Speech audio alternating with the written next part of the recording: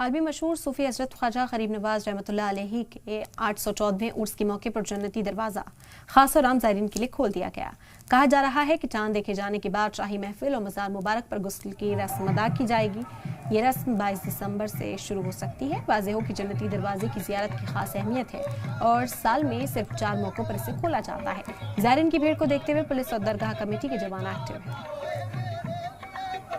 اور یہ چاند رات کو حضور غریب نواز کا جنتی دروازہ کھولا جاتا ہے اور چاند رات سے 6 تاریخ تک کا صبح فجر میں، چاند رات کی صبح فجر میں کھلتا ہے اور 6 تاریخ کی صبح فجر میں بند ہو جاتا ہے جنتی دروازہ۔ اور سال میں 4 بار کھلتا ہے، عید کو، بقرعید کو، غریب نواز کے عرس میں، غریب نواز کی پیر و مرشد خواجہ عثمان ہارون کا عرس آتا ہے جب کھلتا ہے یہ عید کی 6 تاریخ کو۔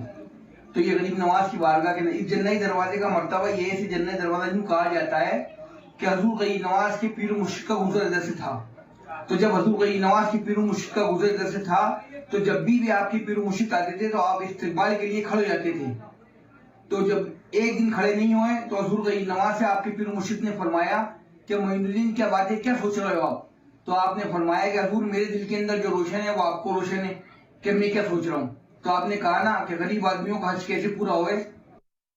بسم اللہ الرحمن الرحیم۔ آپ تمام عاشقان خواجہ کو مولا حضور غریب نواز کے 814ویں عرس شریف کی مبارکباد پیش کرتے ہیں۔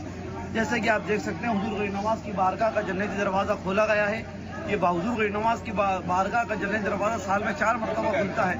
حضور غریب نواز کی عرس پاک پہ 29 جمادی الثانی سے 6 رجب المرجب تک، ایک بار عید میں اور عید کی 6 تاریخ کو شوال المکرم میں حضور غریب نواز کے پیر و مرشد کی عرس پاک کے موقع پر، اور ایک بار عید الاضحیٰ کے موقع پر جب جنتی دروازہ کھولا جاتا ہے تو تمام دنیا سے عقیدت مندان غریب نواز گوشے گوشے سے بارگاہ غریب نواز میں آ کے حضور غریب نواز کی بارگاہ میں حاضری دے کے اپنی منت و مرادوں کے لیے دعائیں کرواتے ہیں۔